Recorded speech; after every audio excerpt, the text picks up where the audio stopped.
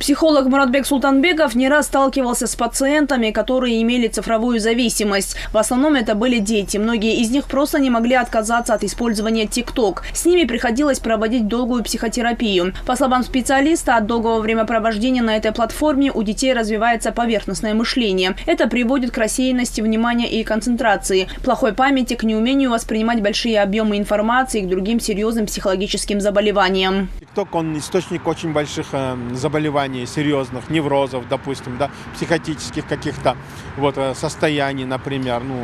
Реактивные психозы могут обостряться, допустим.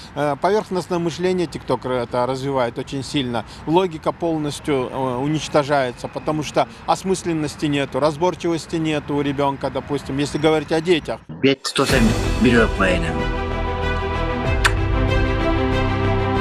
Я тебе семечко купили сегодня.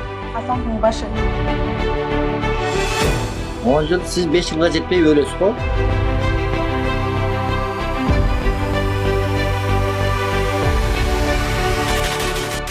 К сожалению, контент социальной сети TikTok никак не фильтруется. Дети, как и взрослые, могут посещать любые страницы разных пользователей или могут стать зрителем неадекватных прямых трансляций. В этой социальной сети никаких ограничений нет. Как отметил Муратбек Султанбеков, кыргызстанцы, как и жители многих других стран, стали жертвами бизнеса, который тратит огромные деньги, чтобы из обычных людей сделать так называемого раба своей соцсети. Это обыкновенная форма бизнеса, она зарегистрирована как форма бизнеса, и она имеет свой бюджет, она тратит миллионы долларов для того, чтобы засорить ваш мозг, забрать ваше внимание и сделать из вас, извините меня, раба своей сети, да, без мышления, как у кыргызов говорят, манкурта.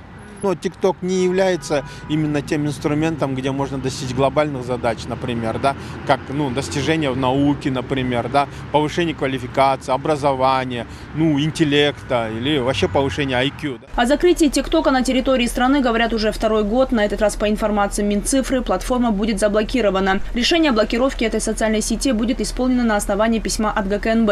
Для вынесения такого решения послужило несоблюдение со стороны TikTok статьи 2 части 1 закона Кыргызской Республики о мерах по предупреждению причинения вреда здоровью детей и физическому, интеллектуальному, психическому, духовному и нравственному развитию. То есть контент сети считается вредоносным для подрастающего поколения. Так как она нарушает статьи закона о несовершеннолетних, закона вреда психическому и интеллектуальному здоровью несовершеннолетних.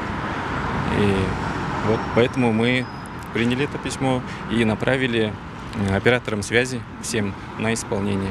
Дали срок до 18 числа предоставить ответ. Отметим, что в 2021 году Узбекистан ввел ограничения на китайскую платформу TikTok. В нескольких штатах США использование приложения практически запрещено. А в европейских странах TikTok нельзя установить на мобильные телефоны. В стране уже около 20 неправительственных организаций подали ходатайство о закрытии TikTok. Согласно исследованию, более 300 миллионов человек во всем мире зарегистрировано в TikTok. И 90% из них ежедневно используют эту сеть. Рахат Батырбекова, Джашыл Кысаков, ЛТР, Бишкек.